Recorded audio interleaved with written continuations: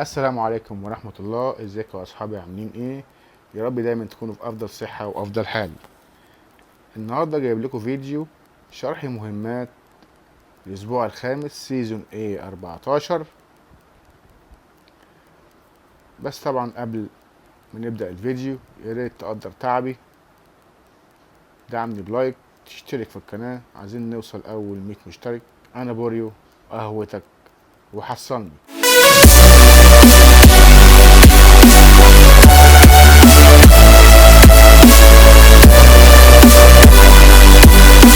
واهلا بيكم بعد الانترو.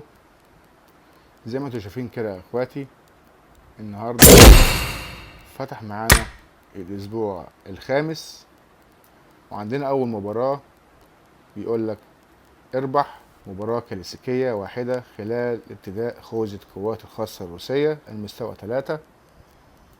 طبعا كلنا عارفين الخوذة رقم 3 بتلعب بيها وبتفوز في الجيم وانت لابس خوذة رقم 3، وبتقدر تخلص المهمة دي بكل سهولة.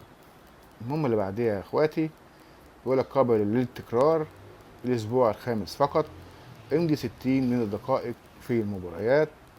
طبعا المهمة دي عندنا قديمة بتتكرر كل اسبوع، ان انت بتلعب كلاسيك او اي حاجة تانية وتقضي فيها كل 60 دقيقة بتاخد بيها قدامها 60 نقطة RP.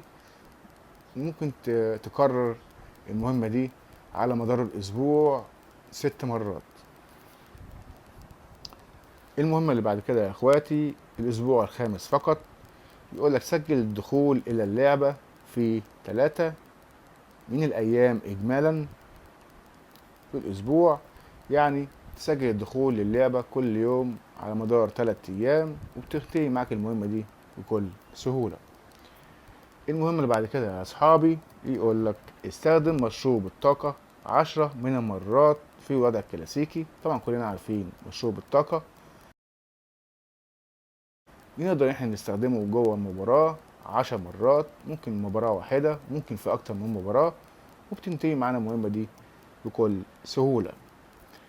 المهمة اللي بعد كده يا اصحابي بيقول لك استبعد 3 من اللاعبين اثناء الانبطاح في الوضع الكلاسيكي. يعني ايه انبطاح؟ يعني حركة البرون. انت لما تلاقي عدو تعمل برون وتقتله 3 اعداء وبتنتهي معك المهمة دي بكل سهولة.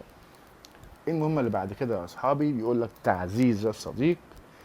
استبعد 20 من الاعداء باستخدام البنادق الهجومية في ارنجل الوضع الكلاسيكي. طبعا كلنا عارفين اسلحة البنادق الهجومية دي، طبعا اسلحة البنادق الهجومية كلها تستخدمها وانت بتلعب في الرينجل، تقتل بيها 20 من الاعداء وتنتهي معاك المهمة دي بكل سهولة. طب يعني ايه تعزيز الصديق؟ يعني انت لو شاحن رويال باس وعندك صديق شاحن رويال باس، ممكن تلعبوا المهمة دي سوا مع بعضكم. هو لو قتل 10 بيتحسب لك اللي انت قتلت 10، وانت لو قتلت 10 بيتحسب له ان هو قتل 10. وبكده بدل ما تقتل 20 من الاعداء بتقتل 10 بس، ودي تبقى مكافأة تعزيز صديق بس الجماعة اللي شاحنين الرويال باس. طبعا انت لو مش شاحن عادي، موضوع سهل جدا، انت تلعب عادي وبتقتل 20 صديق 20 عدو وفي الاخر بتتمم المهمة. المهمة اللي بعد كده يا اصحابي اكمل 5 من المباريات مع الاصدقاء في الوضع الكلاسيكي. طبعا دي مهمة سهلة جدا، بتلعب مع اصحابك داخل اللعبة 5 ماتشات وبتنتهي معاك المهمة دي بكل سهولة. المهمة اللي بعد كده يا اصحابي بيقول لك تعزيز الفريق مرة تانية. التقط مسدس اشارة في 3 من المباريات ضمن فريق في الوضع الكلاسيكي. يعني ايه؟ يعني حضرتك اما تلعب الوضع الكلاسيكي بتدور على مسدس الفلير، او ممكن تجمع العملات من داخل اللعبة وبتشتريه انت والتيم بتاعك.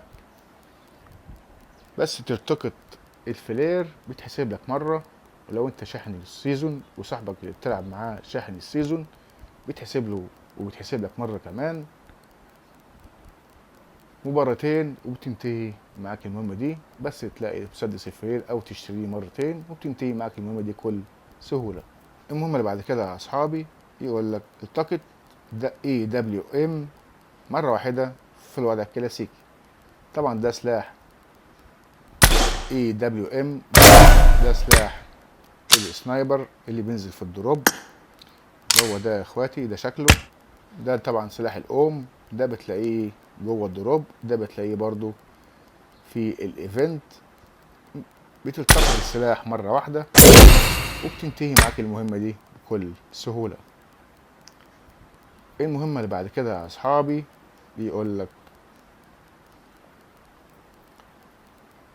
استبعد 10 من الأعداء باستخدام سلاح M416 أو M416 في الوضع الكلاسيكي. طبعا تلعب في أي وضع، أي خريطة، عندك كل خريطة الكلاسيكي، بس تلاقي سلاح الام 4 تقتل بيه 10 أعداء وبتنتهي معاك المهمة ديت. طبعا الأفضل أنت تلعب المهمة دي مع مهمة ال20 عدو بالبنادق الهجومية، وبتنتهي معاك المهمتين في نفس الوقت.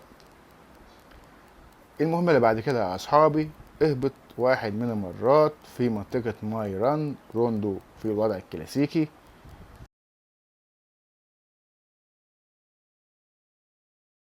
طبعا كلنا عارفين خريطة روندو دي، صورة من داخل الخريطة في مكان ماي ران زي ما أنا موضح لحضرتك أو لحضرتك. بتهبط هناك أو بتنزل هناك مرة واحدة وأنت نازل من الطيارة أي مكان في المنطقة ديت، وبتكمل معاك المهمة بكل سهولة. المهمة اللي بعد كده يا أصحابي بيقول لك تحرك لمسافة أكتر من 2000 من الأمتار أثناء تشغيل أي مركبة في الوضع الكلاسيكي. طبعا دي مهمة سهلة جدا. بتنزل الوضع الكلاسيكي وانت بتلعب، أكيد بتركب عربيات، باجي، سايكل، أي نوع من أنواع المركبات، وتحرك بيها لمسافة 2000 أكتر من 2000 متر، وبتنتهي معك المهمة دي بكل سهولة. ممكن في مباراة واحدة وممكن في أكتر من مباراة. المهمة الأخيرة معانا يا أصحابي بيقولك زر ساحة الانتظار الاجتماعية الخاصة ب3 من الأصدقاء المختلفين في اللعبة. يعني إيه؟ يعني حضرتك تخش هنا كل الأصدقاء، تفتح البروفايل بتاع أي حد من أصدقائك كده، تتحسب لك مرة. كرر المهم كرر كده 3 مرات وبتنتهي معك المهمة بكل سهولة. بس كده يا اخواتي، وبكده نكون وصلنا لنهاية الفيديو. يا رب يكون فيديو النهارده يكون عجبكم. شرح بسيط وخفيف مهمات الاسبوع الخامس. يا ريت متنساش تدعمني بالاشتراك وتشغل زر الجرس عشان اقدر استمر في صنع المحتوى. والله يا ريت تقدر ان انا بتعب جدا في صنع المحتوى. وبس كده، مع السلامة.